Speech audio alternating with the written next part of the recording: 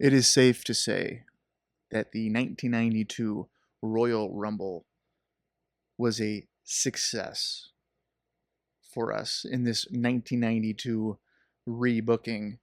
And as you can see, I'm going through our history right now to kind of give a quick reminder of the show. Now, you might be looking at these and wondering why are there no viewers? Because they haven't aired on those outlets yet. The game has it on Wednesdays for some reason, and I never looked into it. But just a quick rundown for what we did here. Beverly Brothers defeating High Energy because of Papa Shango's distraction.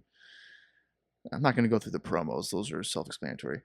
Bret Hart retaining the Intercontinental title by defeating Rick the Model Martel, which was a 5-star encounter. LOD retaining the tag team titles against the Nasty Boys in a street fight. Jake the Snake Roberts defeating Randy Savage with the DDT because Savage was distracted by an interaction between Roberts and Elizabeth. That was also, I believe, a 5-star match. So we had really 2 fantastic matches. And then in the main event, Sid Justice won the 1992 Royal Rumble to win the vacant World Championship when he eliminated Hulk Hogan, and then afterwards he solidified his heel turn when he attacked Andre the Giant when Andre handed him the title. And of course, Hogan got involved after that. So that is where we're at. We are now marching towards WrestleMania 8 at the Hoosier Dome, which takes place on April 5th. So as you can see, we have quite a ways to go before we can even book WrestleMania 8. Now, if you're wondering, and if you haven't put it together, really our 3 top matches that would be designed for WrestleMania 8 as we continue our build. Who knows what could pop up and happen and change things. But it's obviously Sid Hogan, Flair Piper, Roberts, Savage are our main 3 matches. I also want to point out that I didn't realize that we didn't have network deals for out of the United States. So we signed one for prime time right here. So like a lot of these, yeah, so multimedia. So we're like finally going to be not just in Canada and America. We're expanding. So we're getting quite a bit more revenue for those as well. So like prime time is another 800,000. So I probably should have known that before, but hey, you live and you learn. Not a big deal. There are some news. There's some news that we didn't touch on. As you can see over here, Glenn Jacobs has entered the wrestling world. And I'm almost certain he had been wrestling prior to 1992 in Memphis as like the Christmas Creature and stuff like that. His wrestling skill is pretty bad. Star power, surprisingly pretty good. Intimidation, pretty good. This is a guy we're going to keep our eye on for potentially using in the future. And here's one I didn't really quite realize is that Kerry Von Erich, the Texas Tornado, has changed his style from a traditional wrestler to more of a sports entertainer. And that doesn't surprise me at all. The move has sparked much discussion amongst fan and critics alike. This transition has unveiled a surprising enhancement in their storytelling capabilities, bringing depth and a new layer of narrative intrigue to their matches. It's also kind of taken a downturn for his wrestling abilities. So his in-ring quality will likely suffer, but we can maybe do more with Kerry for as long as we have him on our roster. And the last thing here is that Jeannie Clark is back in professional wrestling. I'm not really sure if we're going to be using her. She was the at one point a manager for Stunning Steve Austin in WCW. So I'm not really sure if we would be using her. Of course, Scott Hall has been suspended by WCW, which we knew about. Um, Another thing I wanted to actually kind of look at or show you guys is a short list of wrestlers that maybe at some point I would like to use. What now? You're probably seeing these all immediately. Like, why would you want to use, the Pug, Alex Porto? Well, he'd be like an enhancement guy. So like Al Snow, BG James, which Brian Armstrong. We've used Brian Armstrong at least once. Would be more of an enhancement guy. I would love to use Bam Bam, but he's at $55,000 per month, 3,500 per appearance. So that would be kind of maybe difficult right now. Bob Backlund could be a guy we could use at some point if we want to have um, our wrestling levels kind of increase. Bobby Duncombe Jr.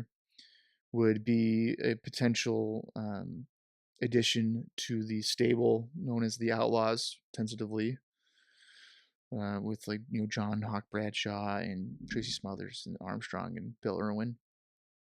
Brian Lawler we can't use until 93 because he's got a contract with All Star Wrestling, unless that were to, um, unless they were to go out of business, or maybe we develop a working relationship with them, whichever.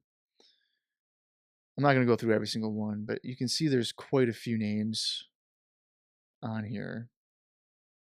I would like to maybe have more babyface tag teams, and the Rock and Roll Express are a team that I would probably enjoy booking. But there's maybe limitations there because it's kind of like a southern. They're really heavy southern, I feel. And sure, they did work the WWF in '93, and I believe maybe a little bit of '94. Um, but I don't know. We'll see how that kind of plays out. Yes, I have the Gangstas on here. It's very intriguing tag team. New Jack could be really potentially tough to book appropriately. That would be a fun challenge. Dirty White Boy Tony Anthony is another one. I've really enjoyed seeing his stuff in Smoky Mountain, so he's a guy I would maybe want to use. Tony Norris, uh, if his wrestling skill was a little bit better, and he's also dangerous. Safety is not high on his list, but I would love to use Tony Norris, also known as Ahmed Johnson. William Regal is another one that as a heel um, could do very well for us. Shane Douglas as a undercard filler could be an option. There is one random thing. Well, here's Rodney. That's Yokozuna. We'll probably have to sign him sooner rather than later, just to snatch him up. I don't know how much he is. Just over 13,000. We could probably get rid of the gate part. But yeah, we would obviously be using Yokozuna as well. But a random tag team, really just a random thought for kind of adding babyface tag teams on the undercards and stuff like that. Bob Holly, who we know would be a spark plug, but as right now he's known as Hollywood Bob Holly in a very short-lived Smoky Mountain run. But I would be bringing him in, the idea being as Sparky Plug. So I mean, if we can, I think you can change the pictures. I don't remember how to do it right now, but it'd be Bob Holly and then Scotty Riggs would be my idea, and they would kind of be known as the Spark Plugs. That'd be the team name, like Spark Plug, the race car theme, an underdog duo. Would they necessarily be going over the top heel teams? Probably not, at least not initially. But I think that they could kind of be cheaper options probably as well. Yeah, it's like Scotty, $3,000 a month, 50 a shot. They could. I would consider them like slightly above an enhancement team. You know, like they could get competitive, maybe win a couple of matches. They wouldn't necessarily lose every single one in the initial stages, but we could maybe build them up as time goes on. Of course, also that reminds me of like um, Billy Gunn and uh, Mike Barton, Bart Gunn. There's Billy. Now, do I, the smoking guns idea, excuse me, is the easy way to do it. But if I'm bringing in the Outlaws, I mean, is it too much of the same theme? Are we kind of diminishing one set of guys for another? This is something to really think about. Jerry Lawler is a guy. I mean, huge star power is great. He's a fantastic heel. He is informal with USWA. Same thing with Jeff Jarrett. So these are the guys that we're looking at. We can negotiate with Luger, I believe, after prime time, because it's 30 days out, and more than likely we're going to be signing Lex Luger. His contract expires on the 20th of February. So and he's currently the WCW World Champion. So if we could snag him, that just makes our heel side even, I think, stronger. Maybe too strong. We might have to filter some guys out. Another random idea that I had for a tag team was Brian Clark and Jim the Anvil Neidhart. And I guess the idea of the team would be kind of like a ticking time bomb, right? Because Jim Neidhart just can come across as borderline loose cannon, right? Always tugging on his goatee. He can be an aggressive guy. And Brian Clark, even in 1992, I mean, is a intimidating guy. He can do some incredible moves, and at least for a short term, the idea of Brian Clark and Jim Neidhart as a babyface tag team is a little intriguing. I'm talking a lot about tag teams because this is what we've got so far. Plenty of tag teams. These two right here, Head Shrinkers and Man on Mission, have not debuted yet. Executioners, our enhancement team, Orient Express, are basically an enhancement team, and both will not be sticking around. Well Done is essentially a enhancement team as well. And High Energy, we're kind of using them more so in a babyface way. And the Bushwhackers, they just drive me nuts. Quite frankly, the Bushwhackers do. So we kind of have limited options, and I'm the type that likes to have plenty of options to work with. So that's kind of where we stand at the moment. So that's really what I've got leading into prime time. I don't know why my voice right now is failing me, but hopefully it's not too bad. I could always. We're in a booking meeting, guys, and I don't edit, so maybe some water would help us. So let's get into it. It's the primetime wrestling after Royal Rumble 1992. Here we are. We are going to start off with Tatanka defeating Tanaka in about 6 minutes with the end of the trail Samoan drop. It's just really a way to get Tatanka a victory coming out of the Royal Rumble, and it would be kind of fun for Lord Alfred Hayes or Monsoon or whoever to have to say Tatanka and Tanaka and not mess it up. So kind of playing a rib on the commentary team. And then we have our first vignette for the debuting the Patriot. He's obviously a masked wrestler. He cuts a promo about how he's a mass superstar because he wants to represent everyone in America, and he's proud to be an American.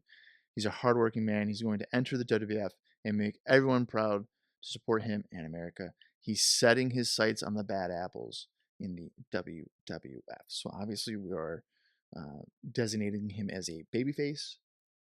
Del Wilkes. Will I use him on the house shows before a TV debut? Probably not. I'm not going to wait, 6 weeks or something to debut him. As it stands right now, I'm thinking of just having him debut at Saturday night's main event, which is on February 8th. Kind of make that a bigger event, maybe a bigger happening. So that would be about 4 weeks maybe. So 27. Yeah, so just about probably 3 weeks out. We can slowly build that, and we have another babyface on our undercard. And I like Del Wilkes, the Patriot, quite a bit. I've always liked his look. His wrestling was always pretty entertaining from what I've seen. So I think he'll be a good addition to our roster. The Mountie is going to defeat Chris Kanyon. Who better? Well, the Mountie is here because he's going to beat him with a pile driver in about 5 minutes. Commentary should be addressing the fact that the Mountie and his pile driver has injured competitors. Obviously, that legitimately happened to Scott Taylor, who is out until early July. We're kind of pushing that. We're going to focus on that and make him more of a devastating heel. Not completely eliminating the comedy aspect of his character, but we want to make him look more viable, more of a threat as we move forward. Jake the Snake Roberts is pissed off Randy Savage. So Randy Savage is going to cut an intense promo about his loss to Jake the Snake Roberts at the pay-per-view because Roberts took advantage of Savage wanting to protect Elizabeth. He took advantage of his emotions, but Savage isn't going to let it end there. He is determined to get revenge for Roberts' actions against Elizabeth. He's going to stop at nothing to get Roberts locked up in an environment where Roberts can't run from him. You can probably put 2 and 2 together here. I want to have Savage and Roberts in a cage at WrestleMania. There's no way for Roberts to get to Elizabeth, and there's nowhere for him to go. You're just in the cage. That seems very fitting for the feud. Roberts has a victory on pay-per-view over Savage. Just going to increase the intensity for Savage to get his revenge. Sure, it's 3 months out, but I think we can get there and keep it interesting. Hopefully, we'll see. The current day booking is like, hey man, you got 15 minutes before you lose interest. I get that, but we got to try to keep it to the era as best as we can. Texas Tornado, the newly sports entertained focused wrestler, Texas Tornado, is going to defeat Hercules with the discus punch, also known as the tornado punch, in about 6 minutes. I like Kerry. I feel like we can continue to give him a spotlight on television, and we'll see how much of this change in his wrestling is going to impact the quality of his matches. I can't imagine it being too bad. Then we get about a 3-minute video package just highlighting with stills from the Rumble where Sid eliminated Hogan and decked Andre after winning the WWF World Title. Repo Man is going to defeat AC Connor in 5 minutes with an arm breaker. That's just to give Repo a TV win. We got to do that for our lesser characters. Otherwise, kind of on the house shows, it's like kind of defeating the purpose. They're not a believable contender to the bigger names. So that seems pretty harmless. Rick Martel talks about his loss to the Intercontinental Champion Bret Hart, which he considers to be a fluke, and he wants a rematch against Hart. But he wants to prove that the Quebec Crab is a superior submission hold because he doesn't believe that he'd ever submit to the Sharpshooter, and challenges Hart to a submission match if Hart has the guts. So we are going to just kind of drag this out towards Saturday night's main event. A submissions match. You get a pay-per-view rematch on television. I feel like we're kind of already gearing up to make it a worthwhile show. Patriot debut, a submissions match for the IC title, which is also a rematch from the pay-per-view that happened just a few weeks prior. And they had a great match. So I think we're kind of aiming towards creating a buzz, and those are good things.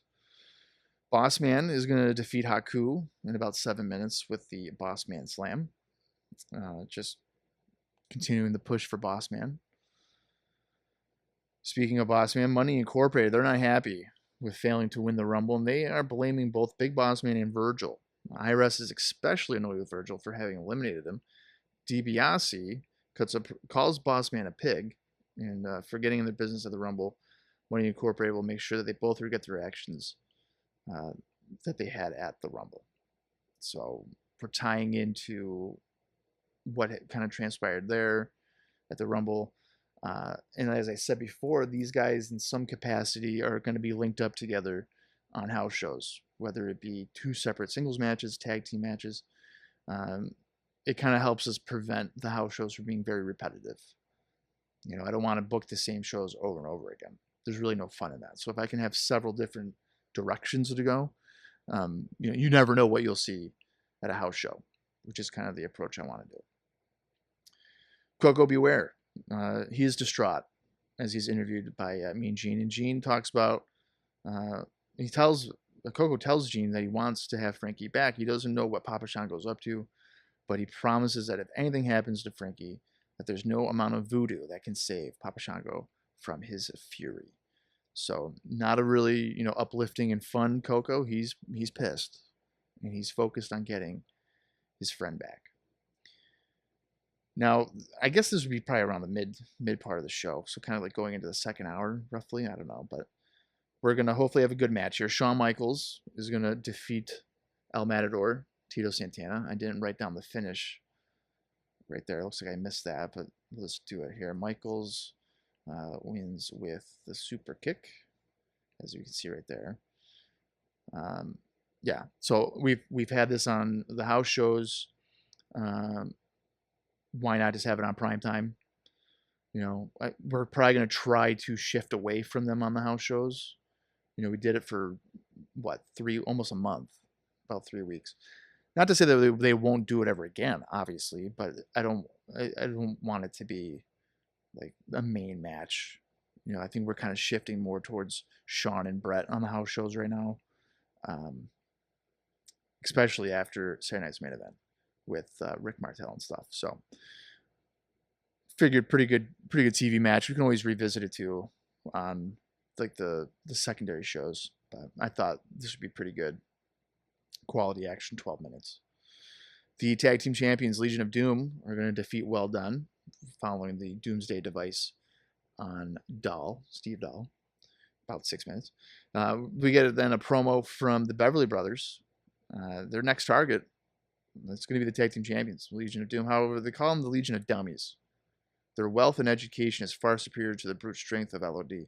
And once they get in the ring with the champs, it will not take them long for the Beverlys to be the tag team champions.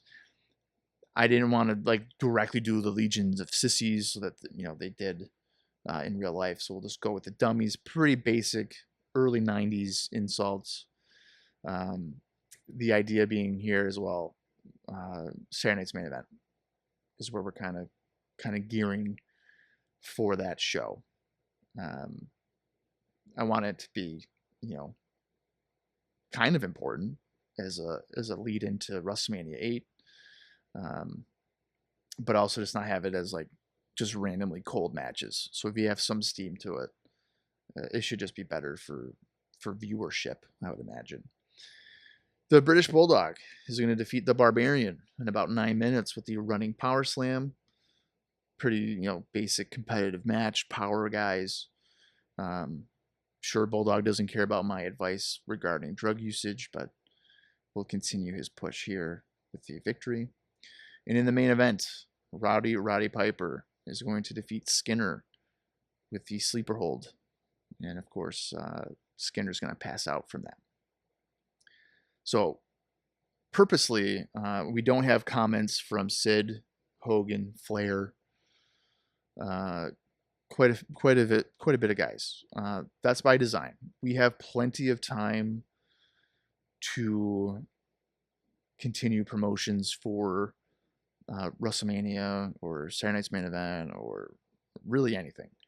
We don't need to overexpose these guys. So if we can have a week, especially for prime time, being the 2-hour show, if we can have a week or 2 or 3 or however, where we don't need to have a comment from our top guys, then we're just gonna fill it with like a video package or just, you know, other wrestling, whatever the case is. So, all right, that is where we're at. We're setting the stage for a Saturday Night's Main Event. A couple of our undercard matches are pretty obvious. The Patriot debut that we're clearly teasing for that show.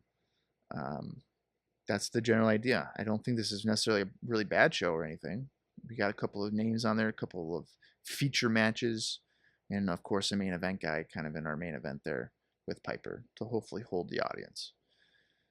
So let's check it out. We're just in some local huge arena. I mean, considering the new influx of money, I figured, you know, we could, I guess, kind of just deal with this. So let's see how this translates for the both live crowd. I think it's all just live crowd really that we're seeing the reactions from.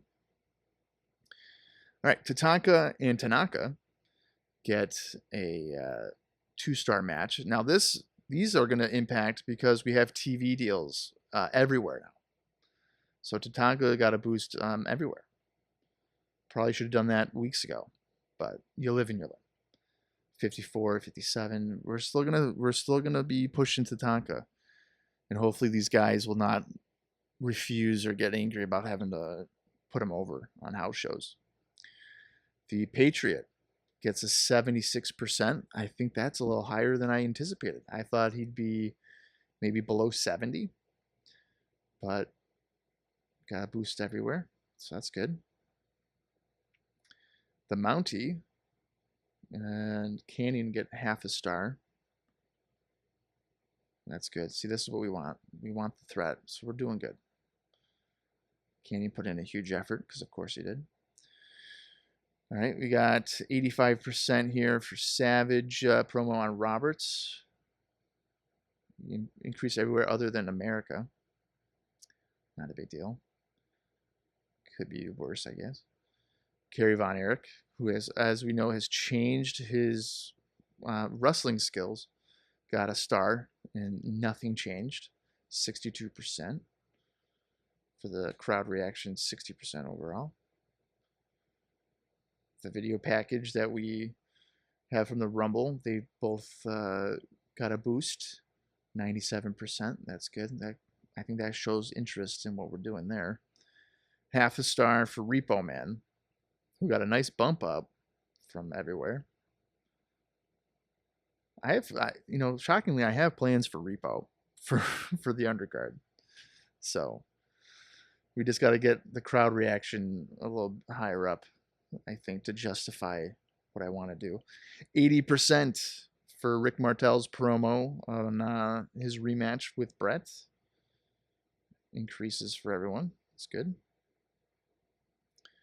Boss Man got a 1.5 defeating Haku. Crowd was into it. 68%. Is that the highest we've had for a match? I think it is. Yeah. All right, which is fine. I mean, they're two of the biggest names on the show in terms of wrestling, so that shouldn't come as too much of a surprise. Let's go to a Money Inc. promo now, 95%. And that's going to add some interest for the house show matches there. And also, I mean, we could put them on TV, but I think ideally right now we want to put a focus on our house shows. Coco Beware, 77%. Not a bad number for his promo on Papa Shango and wanting to get Frankie back. Tito and Shawn Michaels, 3.5. Oh no, Shawn Michaels was injured. Oh no, that's not good. How bad is? I hope it's not that bad. This is part of the game, though. What can happen? How we're gonna have to shift something around. We're gonna have to change things up.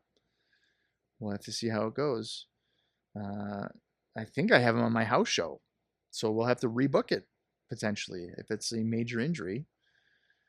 But that's on the fly booking. That's how this game goes. Tito got he dipped everywhere. Sean got a little bit of a boost. That's a good match, good TV match. 2.5 for the Legion of Doom, defeating Well Done. Crowd loved it. Surprisingly better match than I thought it would be. 73%, not bad.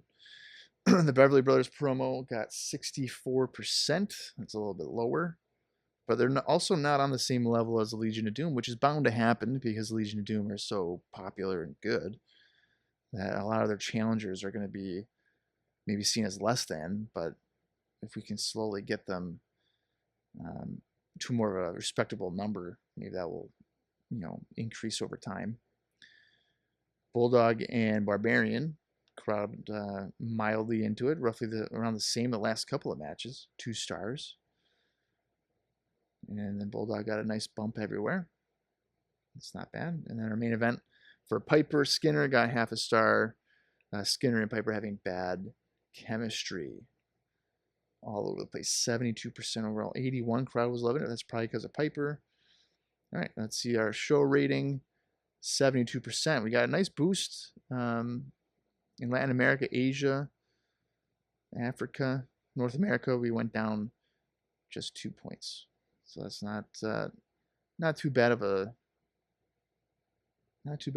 popularity there.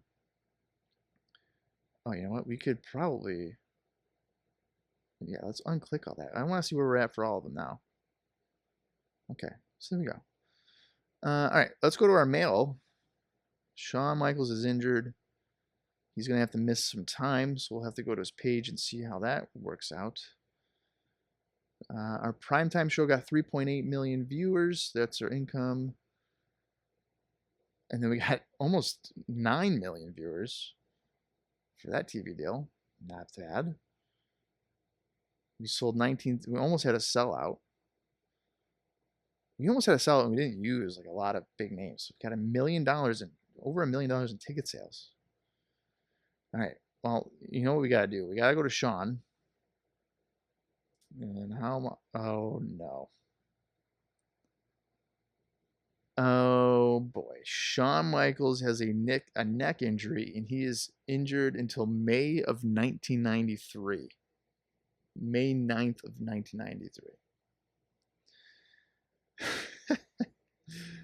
That is not good. That throws a major wrench because with Jannetty, right? Because our storyline, that this is kind of pointless right now. It's kind of pointless. We're gonna have to figure something out. I mean, that's a crushing development for this game. Crushing development. Now, as we go here, right? I had it with Sean, but Sean is literally hurt, so we cannot do that. So you just kind of have to fill in, I guess, a random name here. And I am not going to alter the game. I mean, this is kind of how it goes out. I guess now we just gotta put Mountie in there, right? I mean, who else? Upper mid card is gonna be all these bigger names.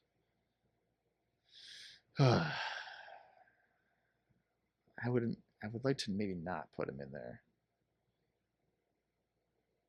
You know, I guess we're just gonna have to put Mountie in there. Just put him on there and have him lose. It's just the house show, not a big deal. All right. Well, that's pretty depressing. But that's the game. I mean, that's how it goes. That's just how you now we gotta change things up. All right. Well, so we changed that. Now here's our house show. I'm just gonna go right into it.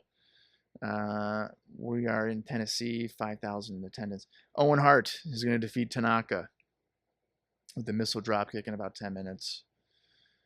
Papa Shango will defeat Jim Brunzell with a shoulder breaker in about 7 minutes.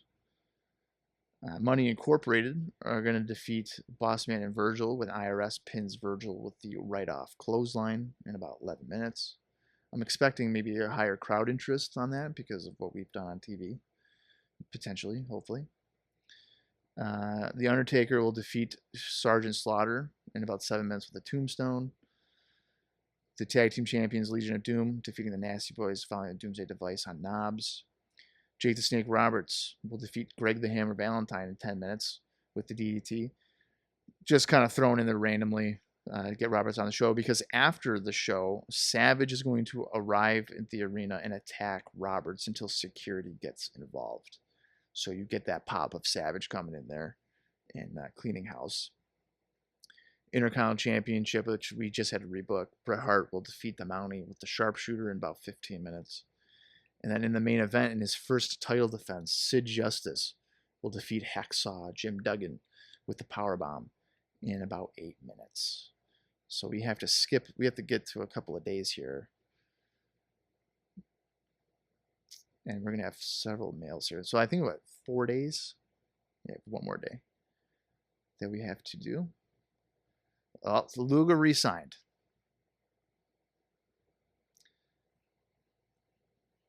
And he's signed until about February of 95.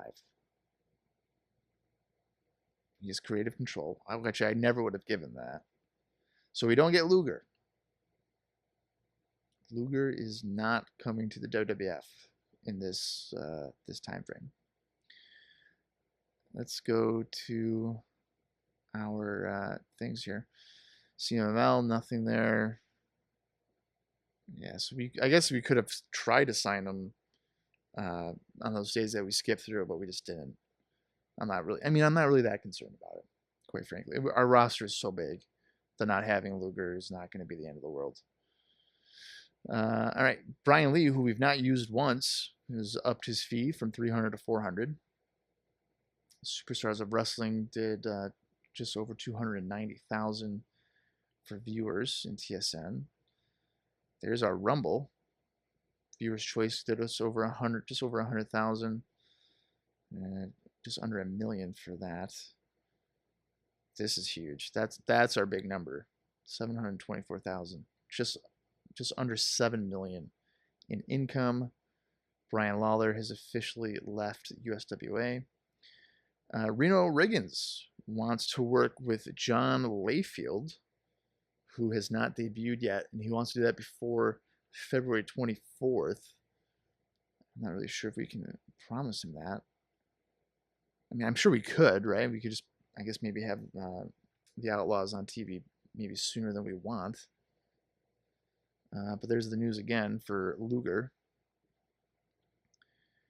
All right. So there's our live event. And we're just going to get right into it. I've already explained what we're going to do. And we're going to start the show and see how it translates here. 2 stars for Owen Hart defeating Tanaka with the missile dropkick. Shango getting a dud. Crowd not into it. 42%. So that's one of the worst matches that we've ever done. 1.5 stars for Money Incorporated defeating Bossman and Virgil. We're at 64% crowd reaction. Not too bad for a house show, I guess. There's another dud for Taker defeating Slaughter. Kind of in the middle there for crowd interest. That is the worst match that these two teams have done, just 0.5 star. Crowd highly into it, I'm imagining, for LOD. 65%. No change there. Another 0.5 star for Roberts. Not a good chemistry. That's more of the angle anyway. For when Savage comes out, which gets 85% with Elizabeth. So that's not horrible. 3-star match with Brett and the Mountie. Mountie was struggling at the end. Doesn't surprise me, 15-minute match. But okay, that's, not horrible. That's kind of a better number than I was expecting. And a negative star, 1 star for Sid retaining the title against Jim Duggan. Crowd kind of higher into that. All right, so that was not a great show. 65% though. All right. And all right, that should mean that our next, yeah, we've already booked this show. So our next show would be on Superstars, which we have not booked or anything. So there's no sense of going there. All right, so that's where we are. I don't know if it's, maybe we have to wait a day before it tells us the number for the house show. I'm assuming. Yeah, so we won't know that number until we skip a day, until we get to this day. Which is, I hope that's the case. If nobody went to another house show, that'd be quite alarming. Okay, so this is kind of a crazy situation. Shawn Michaels has suffered a neck injury, and he is out for over a year. So we cannot use him again until May of 1993. And he is under contract until July of 97 for just over $200,000. I mean, you look at your database, right? Because I guess I could go in there and change it. And I'm doing this obviously to show you guys what I don't want to do that. I mean, he's out that long. So what I'm going to do is I'm not going to change anything. If you guys think I should, then let me know. If you guys are not opposed to that, I guess. But then it's like taking away from the game, because it is a game. But part of the game also is, being able to rebook how you want to do it, I guess. So, yeah, I mean, I don't know. That's not what I wanted to show you guys. Those are my notes. All right. I want to get out of this. Return to game. That's what we want. All right. So, all right, that's where we stand. We didn't get Luger because I didn't even really offer him anything. If he was trying to get creative control, that was never going to happen. So, I guess it's unfortunate, but the narcissist Lex Luger is not going to be coming here in 1992. Shawn Michaels has as I've said again, a neck injury. Unless, of course, you guys are saying, hey, just fix it. Doesn't matter. Nobody wants injuries, whatever. If you are, so if you guys say yes, sure, I'll do that. But if not, then we'll just have to change our plans. Not a big deal. All right, that should wrap us up. Our next episode will be Superstars of Wrestling, a live event and challenge, I guess. I mean, maybe I'll just do all 4. I might start doing that. Just doing just the whole weekend shows all in one, with the 2 house shows. That way we can just do prime time and one show from there. But yeah, all right. Let me know what you guys want me to do about the injury to Shawn Michaels. Should I just let it be? Or should we alter what the game has done to us? But I don't know. It's honestly pretty depressing. I don't want to alter it, but that also